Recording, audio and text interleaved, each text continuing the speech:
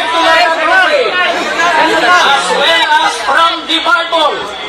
Bible, considered as a human document. We learn. Natutunan natin. Ato natutunan. Hindi, wala makatun. We learn that Jesus Christ established a church which from the earliest times has been called. Naikitawag o wala? Has been called the Christian Church or the Church of Christ.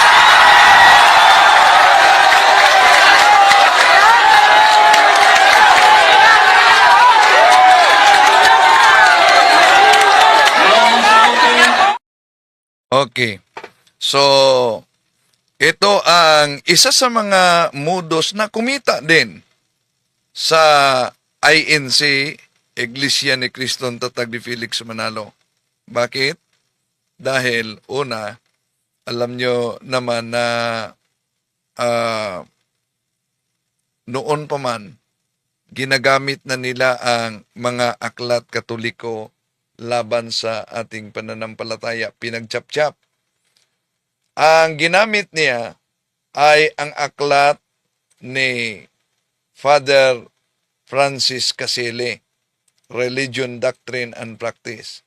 Basta may nabasa na Church of Christ, ito po ang aklat, Religion, Doctrine, and Practice, at kumita din itong taktika nila mga kapatid. Ito ang binasa nila. Pakita ko ha. Ito ang binasa. Did Jesus Christ establish a church?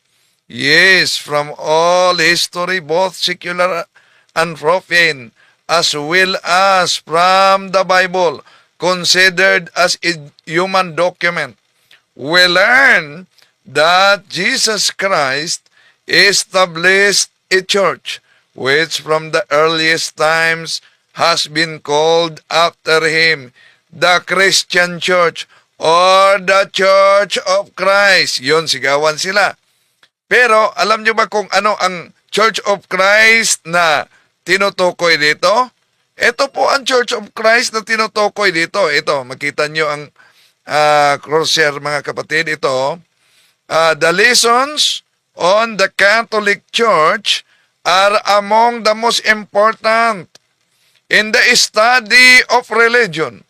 For if we once admit that the Catholic Church is the true church established by God to teach men infallibly the way to heaven, and that He has commanded all men to be the members of it, our way is clear. Yon ang iniwasan sa ministro ni Felix Manalo. Bawat ministro, manggagawa, meron talagang kopya nito. Paano pinagchap-chap? Ito ang ating ibubuking dahil ako ang naka-schedule ngayon, mga kapatid, sa talakayan. Samahan niyo ako. Kasi lumalingan, pag palaging inulit-ulit ay magmukha talagang katotohanan para sa ating mga kapatid na kulang ang kaalaman. Ang pagkadaya ay maranasan sa iba't ibang paraan. Pero napakasakit pag madaya tayo sa pananampalataya. Dahil nanganib pati ang ating kaluluwa. Viva Cristo Rey! Pro Dio et Ecclesia! Kumusta sa lahat at mga suking taga-subaybay? Huwag kalimutan na pindutin ang like sa ating live at huwag din kalimutang mag-subscribe at pindutin ang bell button para updated kayo sa ating talakayan, mag-comment at i-share ninyo.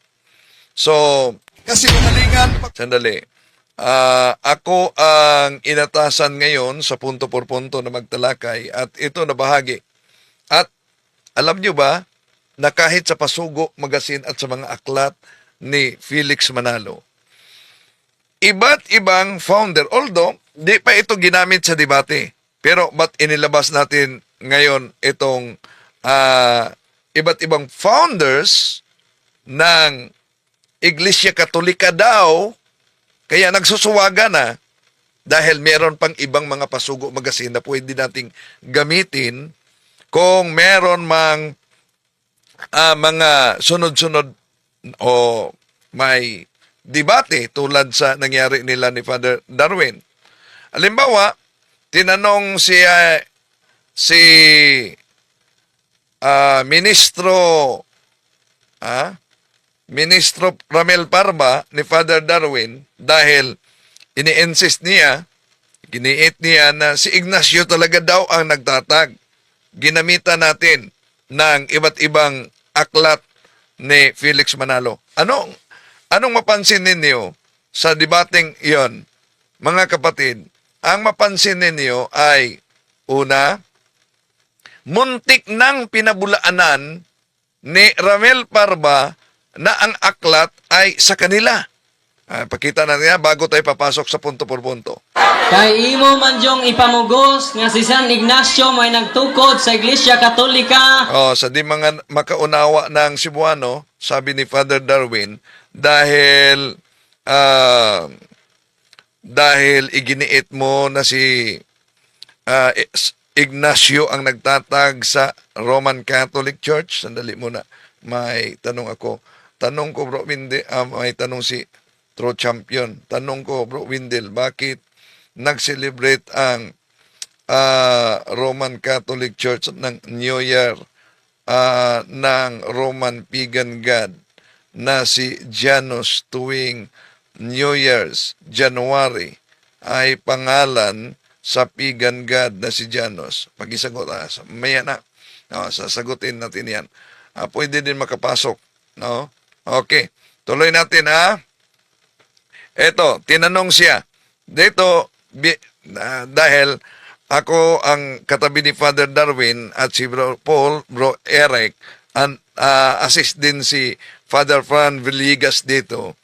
So, tinitingnan namin ang oras kung kailan ilabas itong aklat na ito. No? So, ito na. Inilabas na natin ang aklat. Tanong ni Father Darwin. Ang pangutana sumala nining inyong libro nga naguluhan So, ayon sa inyong aklat na ang pamagat ay, sa kanilang aklat yan, mga kapatid, pero yung aklat na yan ay muntik ng pabulaanan na hindi sa kanila. basahon ang katotohanan dapat malaman ukol sa mga aral ng Iglesia Katolika Apostolika Romana. Ang So, sa kanila yung aklat, mga kapatid, maliban sa isang aklat na ang pamagat ay solo. So, ito ang pamagat sa naturang aklat. No? Ang katotohanan na dapat malaman ukol sa mga aral ng Iglesia Katolika Romana, pahina 13. So, ano ang tanong ni Father Darwin? sumala nining libro kinsay nagtukod sa Iglesia Katolika o kanusa? So, ang tanong ni Father Darwin dito, ayon sa aklat na ito, dahil giniit mo na si San Ignacio ang nagtatag ng simbahang Katoliko, ayon sa aklat na ito, sino ang nagtatag sa simbahang Katoliko at kailan?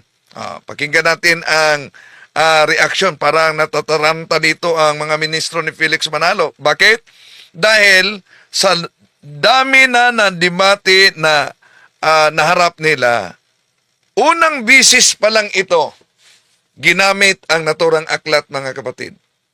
Sa dami ng debate, although si Brad Sok, si Atty. Bacalso, Brad Ondo Villanueva, yung kasama natin, ako, sa aking debate, di ko pa yan inilabas. Dito lang sa debate. At naghanda sana kami sa debate ni late Father, yung napatay, no? So, marami pang dapat ilabas namin ng mga aklat at pasugo. So, tingnan niyo ang reaksyon.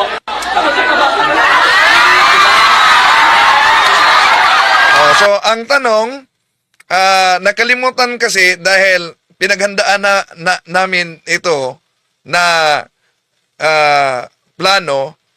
Ang sabi ko sa practice namin, Father, hihingiin yan ni Parba ang aklat. Pero dapat i-follow up. So, bago ko ibigay ang aklat na ito, aaminin mo ba na hindi mo alam kung sino ang nagtatag sa Romano Katoliko ayon sa aklat na ito? Aaminin mo o hindi? Di na na-follow up dahil nagsisigawan kasi ang mga tao. So sabi niya, ang aklat. Time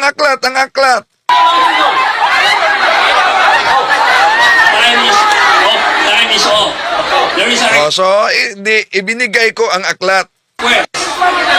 So tingnan nyo yung mukha ng kasama niya. Nakita nyo ba yung mukha ng kasama ni Parba? There is a request. So para talagang tingnan yung mukha. And the request is granted. So sabi ni Parba, meron sa kasunduan na dapat tingnan ang aklat. So tingnan niyo ang mukha ng nasa likuran niya. So ayan, binigay. Ako ang nagbigay dito. At sabi niya, sandali, anong pahina?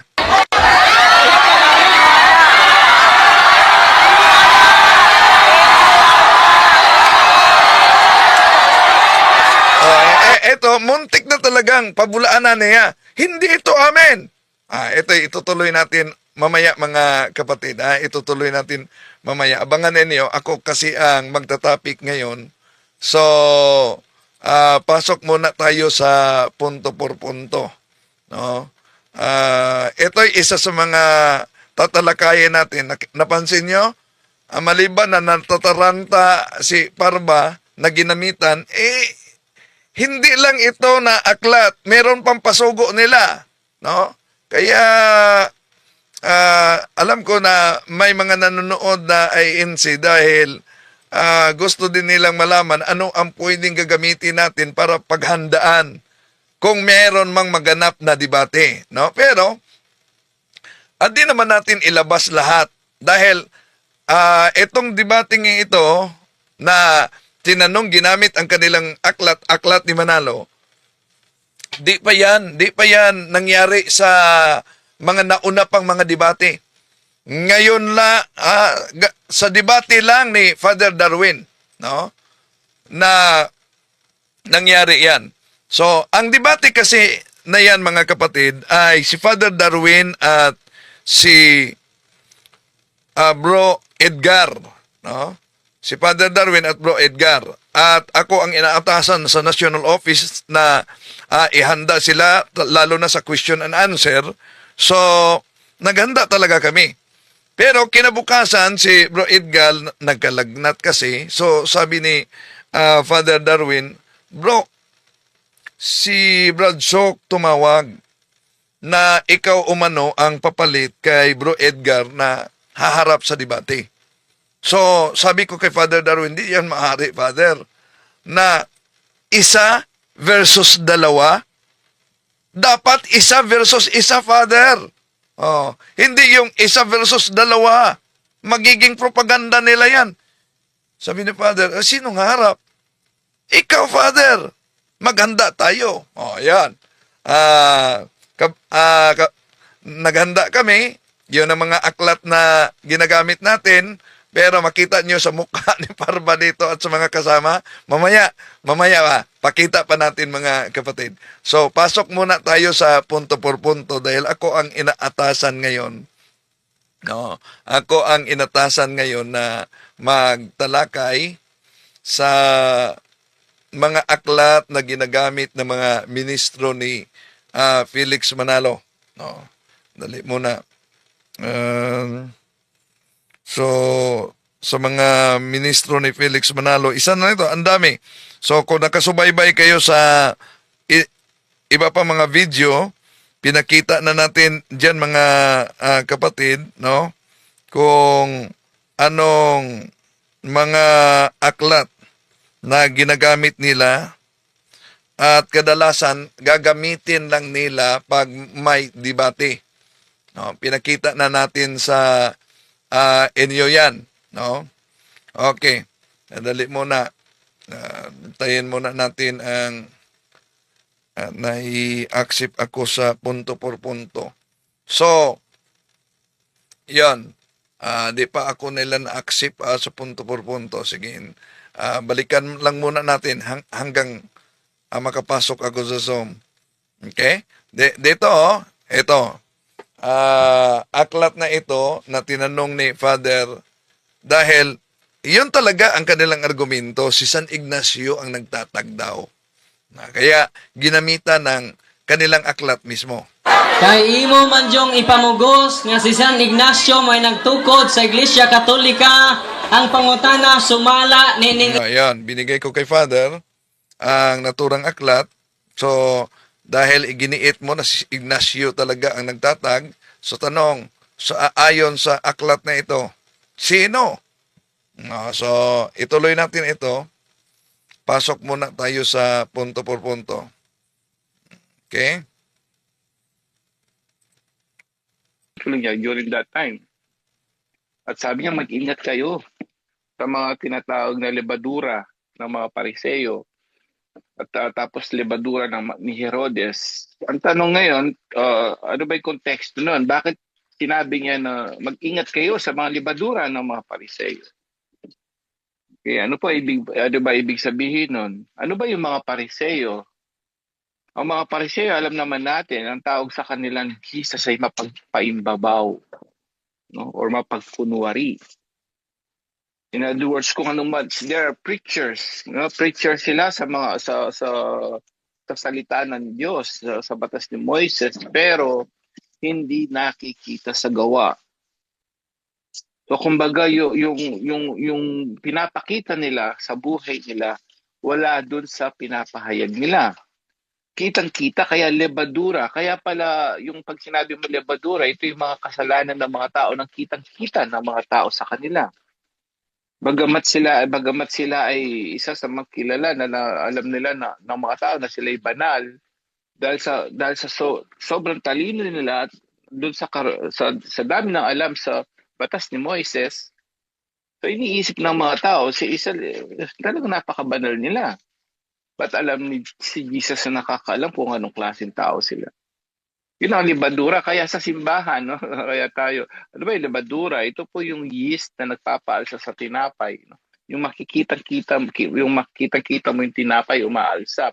So sa panahon po ng ating Panginoon Kristo, dun sa panahon nila, may sinisimboluhan yan, may significance yan. Kaya usually di sila kumakain na may lebadura yung pampaalsa. Kaya nga pati po sa misa, hindi pwedeng gumamit no ng may pampaalsa. Makita yung maninipis lang yung banal na ostia. Bawal po yun. Kasi talaga may symbolic yan. Ang church tradition natin, hindi nila pwedeng gamitin yun ng ano. Kaya yung mga ibang sekta kapag gumagamit ng ganyan, medyo isa na yon sa pagkakamali nila. Bakit naman naging ano naman lebadura ni Herodes? So alam naman natin, pag pinag-uusapan si Herodes, sila yung mga hari during that time. Pero yung pagiging hari nila, ibis na makita na yung pagmamahal nila bilang pinuno, ginagamit pa nila yung kapangyarihan nila sa pag-aabuso sa kapwa. Alam na po naman po natin yan. No?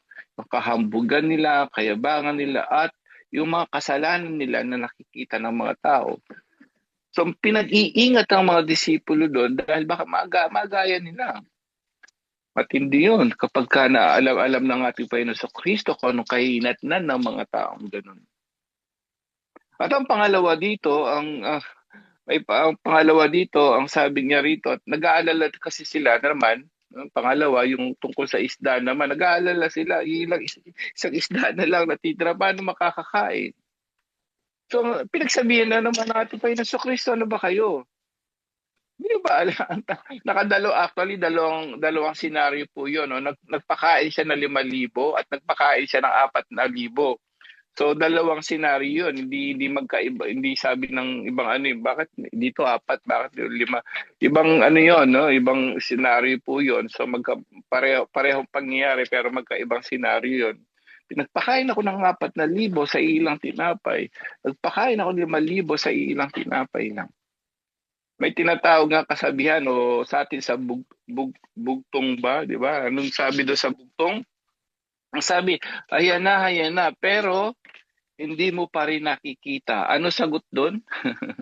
Ayan, yung mga alam nila yon. No? Ang sabi niya, ayan na, pero hindi pa rin nakikita.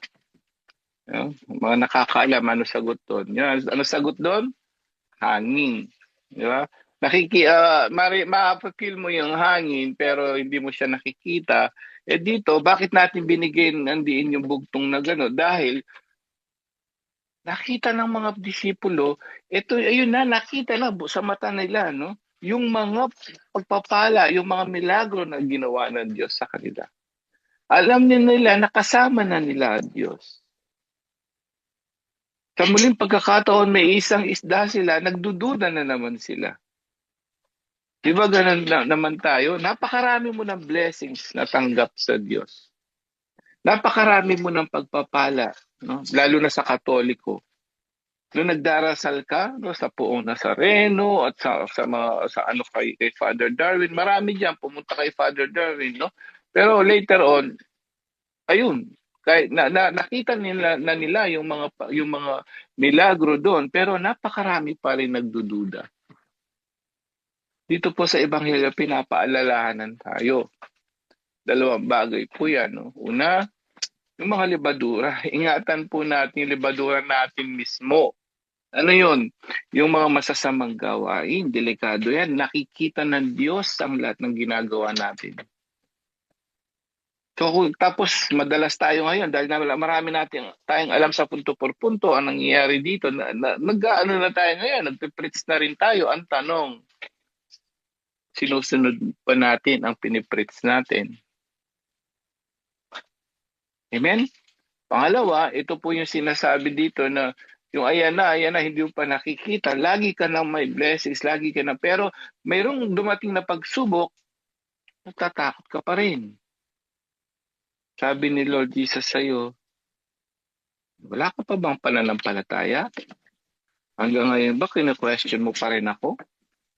Hanggang ngayon ba, nagtatanong ka pa rin? Ito po yung pagpapaalala sa atin ng Ebanghelyo, no? Sana pag-isipan po natin ito, no? Una, live what you preach. Napakadelikado, no? Kung nagpe-preach ka, kailangan makikita nila sa buhay mo yan. Dahil nakakahiya yan, sasabihin nila, na kay Lord ka pa naman. Di ba? Naranasan nyo na yon. Na kay Lord ka na pa naman, ba't ganyan ka magsalita? No? Ba't ganyan ang ginagawa mo? Na kay Lord ka pa naman, mas nakakahiya yun kaysa doon sa walang Diyos o kaysa doon sa malayo sa Diyos. So we need to examine our conscience. Do we really live what we preach? Isinasabuhay ba natin itong pinapahayag natin sa mga tao? At ang pangalawa, nagdududa ka pa rin ba sa kapangyarihan ng Diyos na kaya niyang ibigay ang lahat ng pangangailangan mo, pero dapat ayon sa kanyang kalooban. Pero tandaan po natin, kung ano man ang kalooban niya, sigurado naman yon, the best yon para sa atin. In other words, kung ano man pinagdadaanan mo ngayong kapatid, huwag kang mag-alala. Just keep, sabi nga sa 6:33 ng Mateo, no, just keep serving the Lord. Lagi mo lang siyang unahin. Tuloy-tuloy sa ganyan ginagawa po namin. Tuloy-tuloy lang, maya-maya na makikita mo. Hindi mo pa nga hinihingi, maya-maya nandyan na, may biyaya na.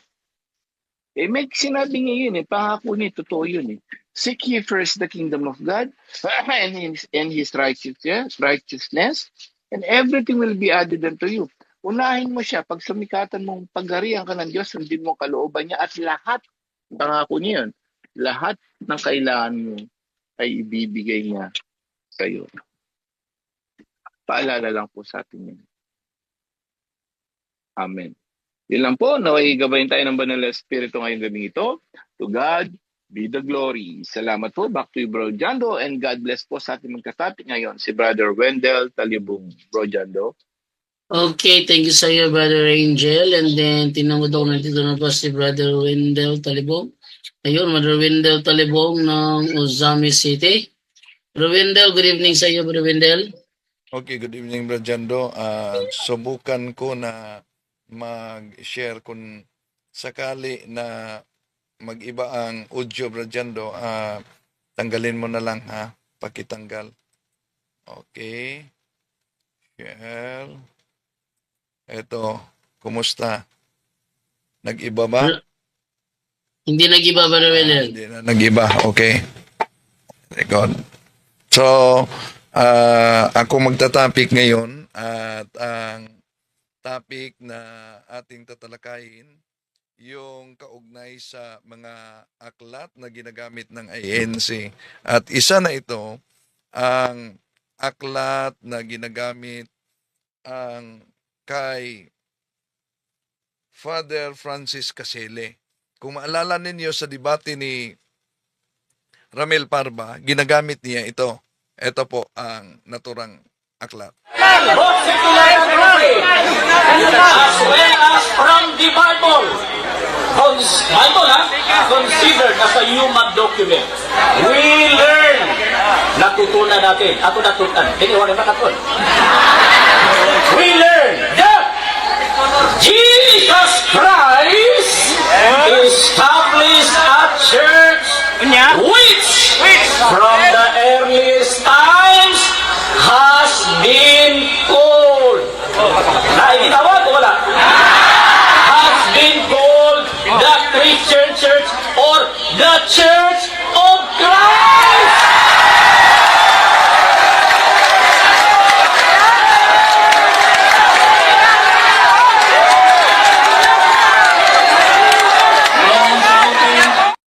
Yan. Itong aklat na ito ginagamit nila sa lahat ng mga debate. Di talaga yan magiging absent na paraan sa paggamit ng mga ministro. Itong aklat na ito.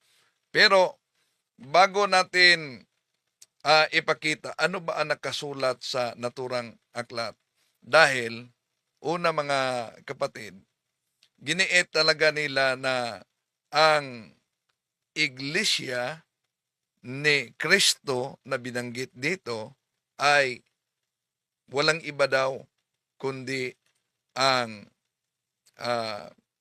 iglesia na inaniba ni at tinatag ni Felix Manalo. Mali po yan.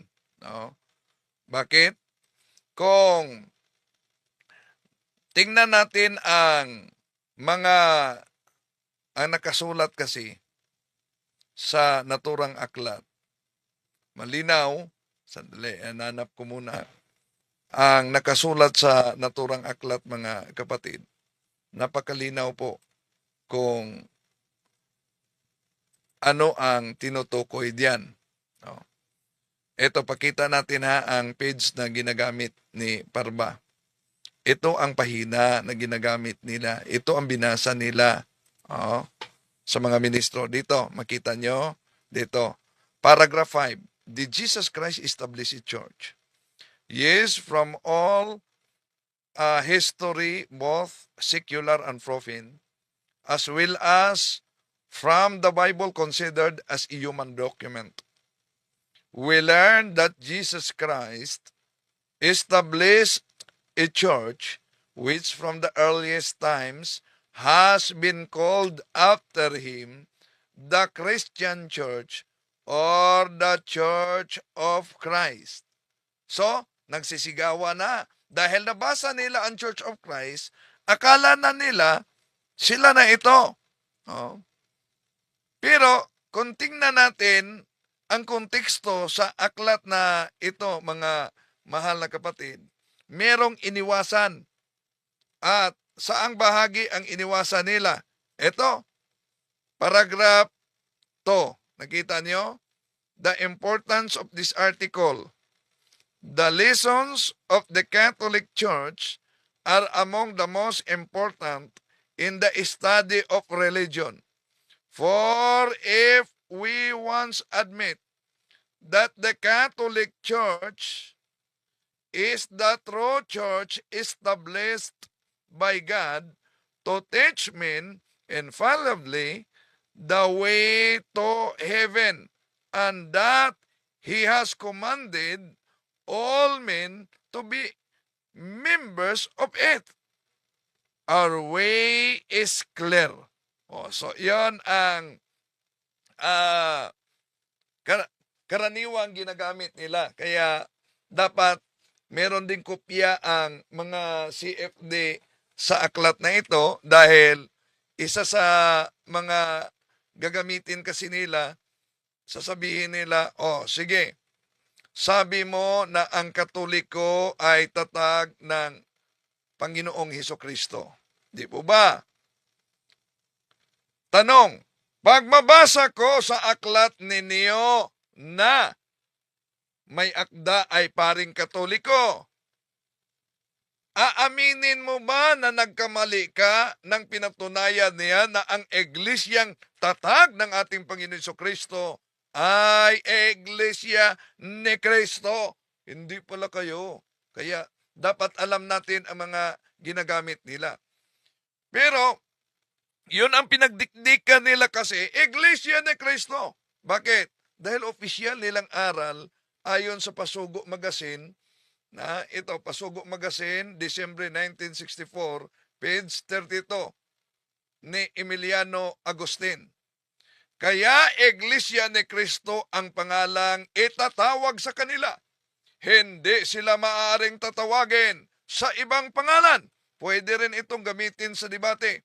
Sang-ayon ka ba, ministro, kung sino man ang kaharap, na batay sa pasugong ito, mabasa na iglesia ni Kristo ang tawag, ang pangalang itatawag sa kanila. Hindi sila maaaring tatawagin sa ibang pangalan. Sang-ayon ka ba o hindi? Natural. Sang-ayon talaga yan. Ngayon, kung hindi maaring tatawagin sila sa ibang pangalan, ito, Pasugo Magazine nila. 1951, page 4, ang may akda ay si kapatid na Leopoldo Aguilar. Napansin nyo ba kung ano ang makita diyan? Ito, ang Iglesia ni Cristo ay kailangan at hindi maiwasan. Palakihin natin ha. Ito, ang Iglesia ni Cristo ay kailangan at hindi maiwasan sa paglingkod ng tao sa Diyos. Ngayon, ang tanong, kung sinabi sa kanilang Pasugo Magazine na ang Iglesia ay di pwedeng tawagin sa ibang pangalan, kundi Iglesia ni Kristo lamang. Ang tanong, sino ba itong si Kristo na nasa Pasugo Magazine nila?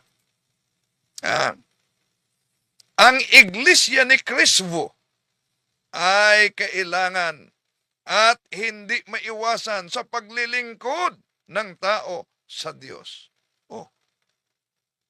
So, tinawag sila na Kristo pala. Iglesia ni Kristo.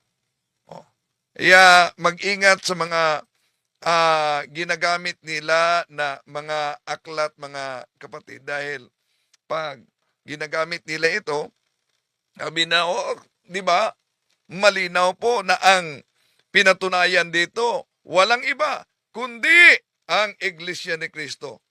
Pero ang Iglesia ni Kristo bang inaniba ni Felix Manalo? O tinatag ni Felix Manalo? Hindi. Ang simbahang Katoliko. Bakit? Dahil kung tingnan natin ang nakasulat sa naturang aklat, may iniwasan pa sila. Ito, pakita natin sa pahina 454. Dahil iginiit kasi, Iglesia ni Kristo ang tunay, hindi Katoliko. Ito mga kapatid. Sa karugtong, inawasan lang nila. Mahilig talaga sila mag-chop-chop, di po ba? Ito, sa paragraph 19. By what name do we call Christ Church? Sa anong pangalan tatawagin natin ang iglesyang kay Kristo. We call Christ Church the Holy Catholic Church. The other names of the Church of Christ, Christ Church, has many titles. It is sometimes called merely the Church or the Catholic Church. It is also known as the Christian Church, the Roman Church, or the Roman Catholic Church. The word Roman being added to indicate that it is in communion with the Bishop of Rome, the successor of St. Peter. Yun, mga kapatid, ang nakasulat. Ang iginiit ng mga ministro dito, pag Iglesia Katolika, abay, iniwanan na umano natin ang Church of Christ. Imagination lang nila yan. Sa lahat ng mga debate, doon lang nangyari sa kay Father Darwin Gitgano. Yung ginamitan natin sila ng iba't ibang mga aklat ni Felix Manalo. Pansinin niyo, di po ba nakakagulat ang reaksyon ni Ramil Parva dito?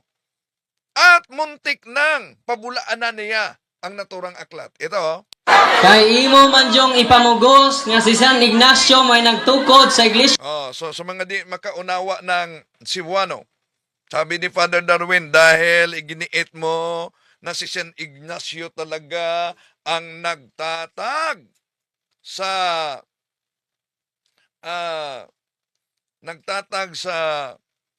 Iglesia Katolika. Katolika, ang pangutana sumala nining inyong libro nga naguluhan. So ang tanong, ayon sa aklat na ito na ang pamagat, itong aklat na yan, no? Na ginamit ni Father Darwin. So, ano ang pamagat sa naturang aklat? Ito ang ginamit niya. O basahon ang katotohanan dapat malaman ukol sa mga aral ng Iglesia Katolika Apostolika Romana. Ang Una, si San Ignacio kasi ang itinuro nila nagtatag. Ano ba ang mabasa sa aklat na yan na nakasulat ang may akda ay si Manalo mismo? Pero pansinin ninyo dito pansinin niyo ang reaksyon ni Ramil Parva at yung mga kasama niya. Ito kasi ang nakasulat diyan, mga kapatid, sa pahina 13, no? Bakit nagkaroon ng Iglesia Katolika Apostolika Romana? Itinayo sa ikapagkakaisa ng Imperyo Romano at ng Iglesia sa layong magkaroon ng kapayapaan sa panahon ng Emperador Justiniano I. So, yon. Sa panahon ni Emperador Justiniano I, na tatag ang Iglesia Katolika sa naturang aklat. Pero pansinin niyo ang reaksyon nila ni Ramil Parva. pangutana sumala nining libro kinsay nagtukod sa Iglesia Katolika o kanusa? Yan. Tanong ni Father Darwin dito, ayon sa aklat na ito, sino ang nagtatag sa Iglesia Apostolika Katolika Romana? Kailan? So sabi ni Ramel Parva, kunin ko muna yung aklat, ang pinaghandaan kasi namin, dahil nagsigawan ang mga tao dito, ang pinaghandaan kasi namin dito, mga kapatid, na anticipate na ito na sabihin ni Parva na kunin ko na yung aklat, kunin ko muna, tingnan ko. Dapat ang follow-up, nakalimutan namin, ang follow-up na tanong, aaminin mo ba sa harap ng mga tao na hindi mo alam kung sino ang nagtatag sa simbahang Katoliko ayon sa aklat na ito? Ayan, sana ang follow-up, pero nagsigawa na kasi. Kaya sabi niya, kunin ko muna yung aklat na yan, kunin ko muna. Tingnan nyo, parang na-surprise sila dahil sa lahat na debate, di pa ito na itanong. No? Surprise sila dito.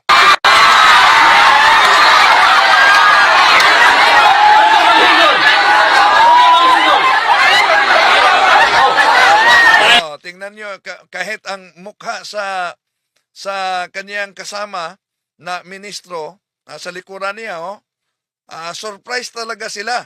Time is off. There is a request. So, may request sila na tingnan daw nila ang aklat. Ibigay mo sa amin. Binigay ko sa kanya. There is a request. Nasa kasunduan daw na maaring tingnan ang bawat aklat. Granted. So, sabi niya, ibigay mo sa akin. Di binigay ko. Pagkatapos sabi niya, sandali lang. Ano ang page?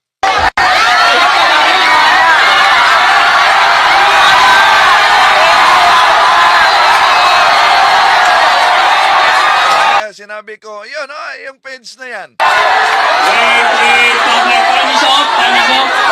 So, ngayon, nakita niya ang page. Paano niya, para lang pabulaanan mga kapatid, lumapit siya, hindi daw sa kanila yan, aklat na yan. Wait. Dahil sorpresa siya na ang nakasulat sa aklat na yan, iba sa aklat na ginamit niya na sa San Ignacio ang nagtatag sa simbahang Katoliko. Wait, you must have observed this kalagdaan, number 4. Mahiling ang mga referensya sa matag habi. So, atong hilngon, tagaan nato ang panahon kung musugot ka. So, sabi ng moderator, may kasunduan na dapat tingnan yung bawat aklat na ginagamit.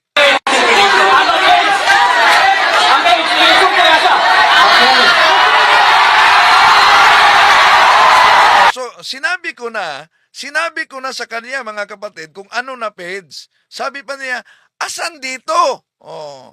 Asan na pahina?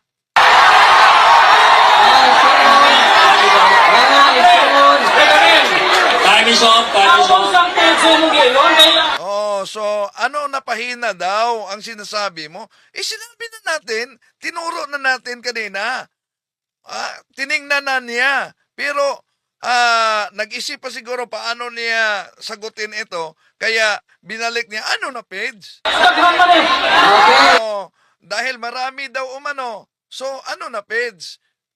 Sinabi ko na kanina kung ano na page, ano na pahina. Ito kasi ang mabasa diyan mga kapatid. At bakit nagkaroon ng Iglesia Katolika Romana? Itinayo. Imagine, itinayo sa ikapagkakaisa ng Imperyo Romano at ng Iglesia sa layong magkaroon ng kapayapaan sa panahon ng Emperador Justiniano I. See? Nabasa niya yan. Pero nagtanong pa kung ano na page.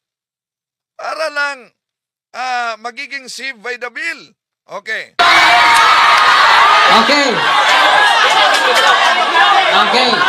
So, anong naisipan niya para ma-save by the bill siya? Ang naisipan niya, pabulaanan niya ang aklat na hindi daw sa kanila. Kundi ang may akda ay ang Defensor Katoliko daw. Pakinggan ninyo. So, walis na kay silang libro. So sabi ni Father Darwin, di pala nila alam ang kanilang sariling aklat.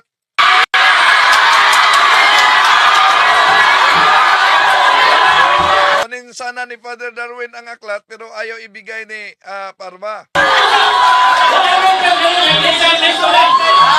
So sabi ni Parma, imagine sabi ni Parma, wala mang nakalagay sa aklat. Imagine, ministro ka, di mo alam na ang aklat na ito na ginamit ay sa inyo.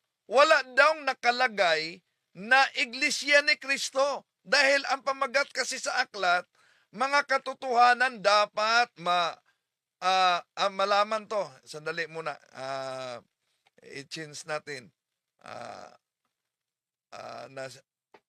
Oh, nagkamali sa type. Okay. Ito ang pamagat, no? Sa naturang aklat, oh. Mga katotohanan dapat malaman ukol sa mga aral ng Iglesia Katolika Apostolika Romana. Anong sabi niya? Wala naman nakasulat na Iglesia ni Cristo ang may akda sa naturang aklat. Oh, so mapansin ninyo, meron pang isang ministro doon malapit sa moderator. Sabi niya, hindi yan sa amin.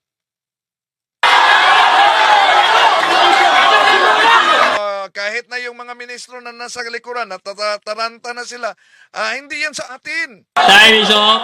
Time is up. Kaya lumapit si Parba sa moderator para ikumbinsin niya, hindi ito sa amin. Pangutana, Yeah. Mr. Moderator. Here is a request. Sir, what is your request?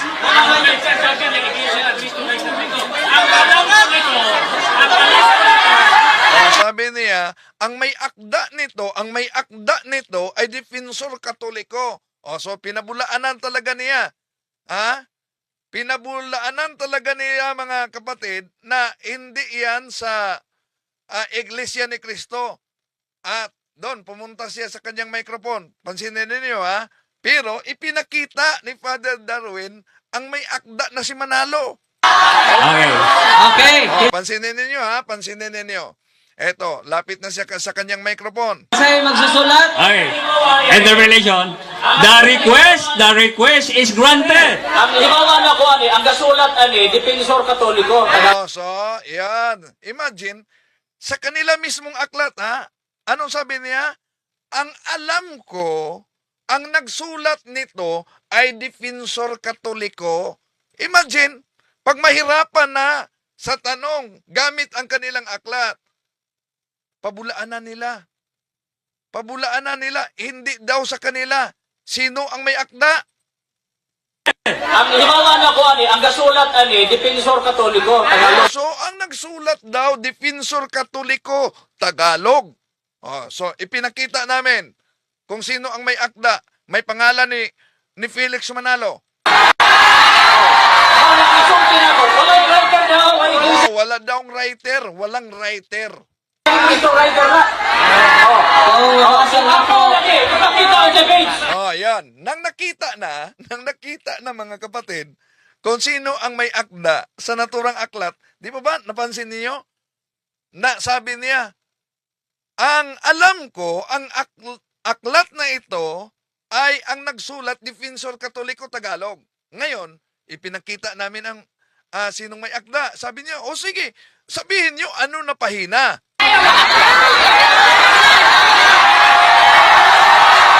Imagine, binigay niya sa akin. Sinabi ko na sa kanya kung anong pahina. Tiningnan na niya yan. Kaya, ito na bahagi, mga kapatid, parang killing sa time na lang ito.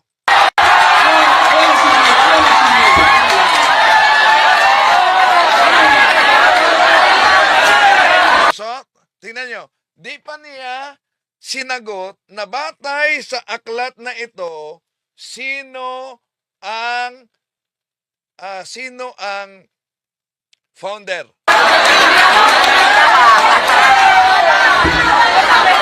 Yan, binigay ko sa kanya. At itinuro ko talaga sa kanya. Ang gihimo karon pag matuod o dili pag matuod, gihiling ang mga referensya. Maunay ato karong gihimo, gihiling ang mga referensya. Ang pangutana ni anang inyong nga basahon. So, ang tanong, sa inyong aklat, Gitug-an man nga si Emperador Justino sa tuig 500 century. Ang pangutana karon, muuyon ka ba nga si Emperor Justino ang nagtukod sa Iglesia Katolika? Sumala sa inyong basahon. Yaw to ba? Luma ka na tugtugin. ayan. Pero, di talaga niya, categorical question must be answered categorically. Di po ba? Ang tanong ni Father Darwin dito, sang-ayon ka ba sa aklat na nakasulat ninyo? Tingnan nyo ang mga mukha ng mga ministro sa likuran ni Parba. Sang-ayon ka ba sa aklat na nakasulat ninyo na ang nagtatag sa simbahang Katoliko ay si Emperador Justiniano I? Sang-ayon ka? Anong sagot niya? Lumang tugtugin.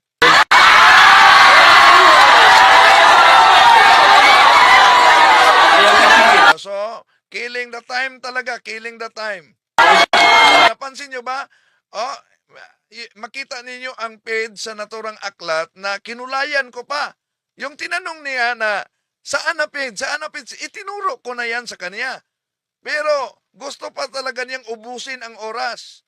At pabulaanan, hindi ito sa amin. Ang may akda nito ay isang Depinsor Katoliko Tagalog. O, pero nabuking. O, kaya, eto na.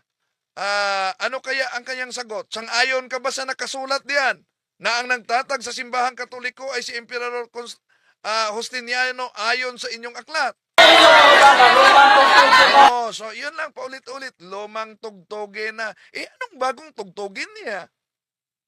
Ang bagong tugtugin, ayaw sagutin kung tama ba ang nakasulat sa naturang aklat.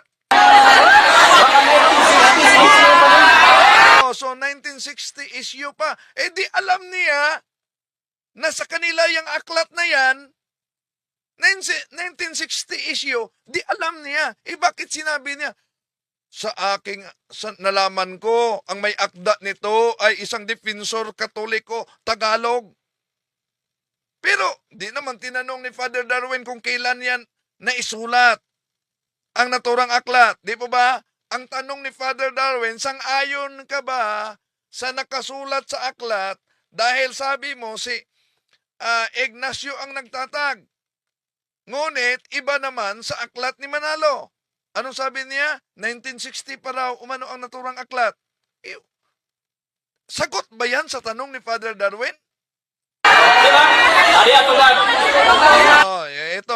Ito ang sagot. Tingnan nyo, panoorin nyo. Kung yung kanyang sagot daw ay sagot ba sa tanong ni Father Darwin? Pansinin nyo ha, ano ang tanong ni Father Darwin? Sabi mo, si San Ignacio ang nagtatag sa simbahang Katoliko. Samantala, sino ang nakasulat na nagtatag sa inyong aklat Katoliko? Aklat na INC. O, lumang tugtugin. Pansinin niyo anong sagot? Sumala sa aklat sa Biblia. Ayon sa hula sa Biblia, hindi naman yan ang tanong ni Father Darwin. Sabi mo si Ignacio, samantalang sa aklat ninyo si Justiniano. Anong pampatay oras niya? Ayon sa hula sa Bible, Gawa 2028 at 30. gawa 2028 daw, 30. Ang iglesia, ang panon, ang iglesia ni Kristo, sudlon sa lubong mabangis. Ang Iglesia ni Cristo ay papasukin daw ng mga lobo. Yun ba ang tanong ni Father Darwin? Napansin niyo mga kapatid kung paano iwasan ng ministro ni Manalo sa debate para lang makalayo sa mahirap na tanong ni Father Darwin. Ang lubong mabangis, Mateo 7:15, mauna ang dunay nakanabit upang ng kordero. Sumala sa inyong libro, Ayon sa inyong libro, ang mga lubong mabangis, mga pare niya, ang mga lobo daw umano ay ang mga pare. Hindi naman yan ang tanong. Napansin niyo paano iniwasan ng ministro ni Manalo? Pag maipit na sa tanong, di ba ba? So, naipit na talaga sa tanong, kaya iniwasan niya. Lalo na sa tanong ni Father Darwin, ginamit itong aklat na ito. Pansinin niyo, sa kanila ito, pero pinabulaanan niya na hindi sa kanila ang may akda daw ay Depinsor Katoliko, pero meron pang isang aklat kung si Justiniano ang nagtatag sa simbahang Katoliko ayon sa naturang aklat na yan, meron pang isang aklat Kay Manalo gya pa rin. Ito, aklat nila. Tinanong din ni Father Darwin, si by the bill si Parba dito dahil nabutan ng oras. Di niya nasagot. Ito, ang sulo ng ikatitiyak sa Iglesia Apostolica Romana ni Felix Manalo, page 2930. Ang pasugo 1947. Ito nakasulat. O, pansinin niyo ang pitsang panggigamit. May malapit pa ito sa Spanish na pagkasulat. Ang pitsang ito, 325 Anno Domini, ang unang ganap at pangkalahatang kapulungan ng buong daigdig na Kristyanismo. Ito ang nagpapakilala ng tiyak na pagpasok sa iglesia ng mga Kristiyano. Sa pulong na ito, sumipot ang bagong relihiyon. Iba pa ang relihiyon nila dito, spelling, na siyang pinamagatang Iglesia Katolika Apostolika Romana. So napansin nyo, sa 317, 325, lumabas na pala ayon sa aklat ni Felix Manalo ang Iglesia Apostolika Katolika Romana. Kaya bakit sinabi nila na natatag sa 1870? Ito ha. Ngayon, sino? May karugtong pa ito sa panahon ni Emperador Constantino. Sino nga ba ang nagtatag? Si Emperador Constantino o si Justiniano? Hindi lang yan. Ito pa. Di pa ito nagamit sa mga debate, pero pinakita ko ito sa inyo mga kapatid. Dahil meron pang ibang pasugo na pwedeng gamitin natin. Dahil alam ko na nanonood sila sa atin para mapaghandaan din nila. Ito, Pasugo Magazine, Hulyo 1951, page 13 ni Marcelino Francisco. Ito pansinin ninyo. Iglesia Katolika Romana, natayo sa pagkakaisa ng imperyo at ng Iglesia Roma. Natayo noong ika-6 na siglo sa pamamagitan ng taong 527, 562. Pansinin nyo, ang may akda ay si Marcelino P. Francisco. Natayo daw ang simbahang Katoliko noong ika-6 na siglo. Yan. Ngayon, ibang Pasugo Magazine na naman. Ito, Pasugo Magazine. Pansinin nyo, may akda si Teofilo Ramos. Ito ang mabasa. 1951, page 14 ni Teofilo Ramos. Sapagkat nang matatag ang Iglesia Katolika noong ika-5 siglo, matagal nang patay ang mga apostol ni Kristo. Ano nga ba talaga, kuya? Ika-6, panahon ni Constantino. O ika-4 o ika-5 o panahon ni San Ignacio. Kaya dito pa lang, alam na, game over na. To make his message known is our responsibility. So here we are to pledge our lives to the Lord.